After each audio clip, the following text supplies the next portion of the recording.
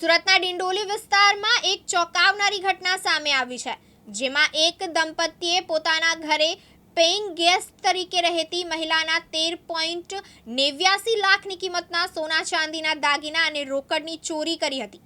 ડિંડોલી પોલીસે આ દંપતીને મહારાષ્ટ્રના નાસિકથી ઝડપી પાડીને ચોરાયેલો મોટાભાગનો મુદ્દામાલ રિકવર કર્યો છે. ડિંડોલીના દીપદર્શન સ્કૂલની બાજુમાં આવેલા નવરત્ન બંગલા નંબર 20માં રહેતા પંકજ સુભાષ પાટીલ અને તેની પત્ની સૃષ્ટિ પાટીલના મકાનમાં એક મહિલા પેઇંગ ગેસ્ટ તરીકે રહેતી હતી. આ દંપતીએ પંકજના સાળા આદિત્ય રાય સાથે મળીને એક ગુનાહિત કાવતરું ઘટ્યું હતું. ગત 13 એપ્રિલ 2025ના રોજ ફરિયાદી મહિલા નોકરી પર ગઈ હતી.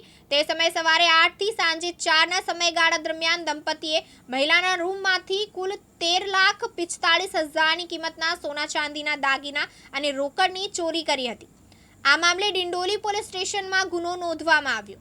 ચોરીની ઘટના બાદ પોલીસે સઘન તપાસ શરૂ કરી હતી. પ્રાથમિક તપાસમાં પોલીસને જાણવા મળ્યું કે આરોપીઓ મહારાષ્ટ્રના સતારામાં રહે છે. પોલીસે એક ટીમ સતારા મોકલી હતી, પરંતુ આરોપીઓ ત્યાંથી મળ્યા ન હતા.